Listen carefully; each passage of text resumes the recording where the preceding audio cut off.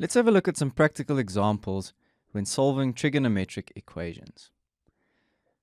So in these equations, we will need to find the length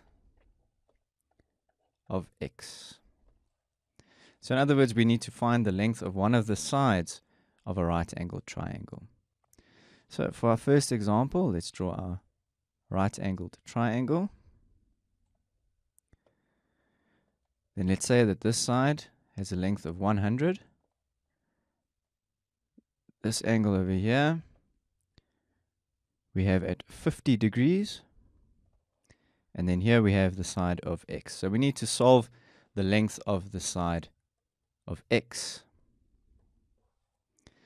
So firstly, let's start off by identifying the different sides of the triangle. So we know that the side opposite the right angle is of course the hypotenuse. We know the side opposite the angle in question is of course the opposite, and the side next to the angle in question is the adjacent side. So to help us along, we need of course our SOHCAHTOA mnemonic so that we can remember the trigonometric functions. So let's have a look at the sides that we have and the side that we need. Okay, so of course we're dealing, the one side that we do have a length of is the hypotenuse, and x is then the opposite side. So we're dealing with the opposite and the hypotenuse, and that is of course the sine function. So if we then say the sine of angle theta, we'll replace that with the value in the triangle in a moment. So the sine of theta is of course equal to the opposite side over the hypotenuse. So in other words, we are saying that the sine of, in this case, 50 degrees is equal to the opposite side, which is our side x, over the hypotenuse, which is 100.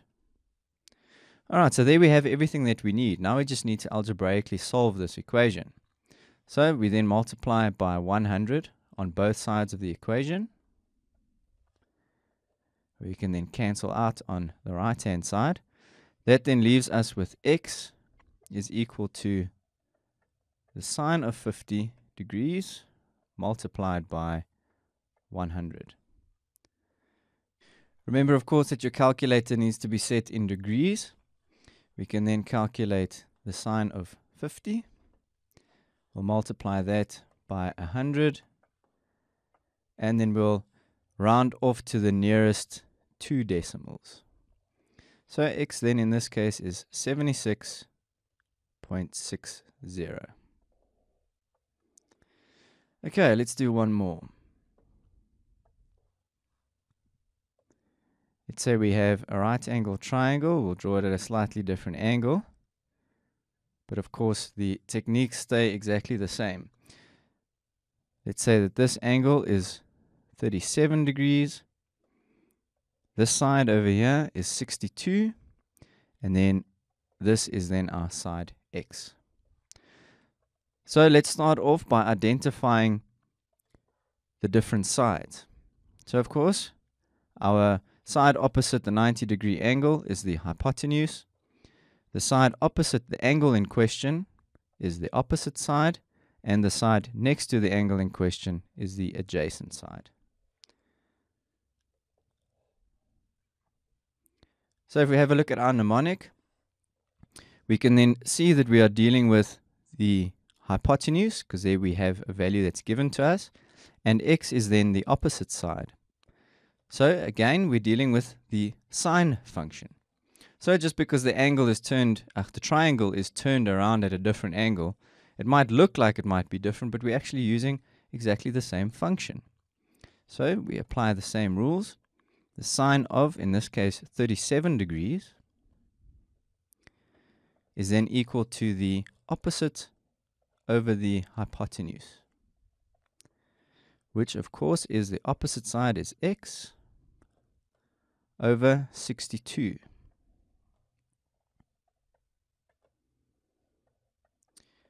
We then solve this equation algebraically by multiplying by 62 on both sides.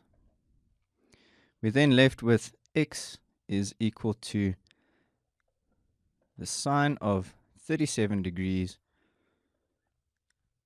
multiplied by 62. So if we then say 37 sine of 37 multiplied by 62, we'll round off to the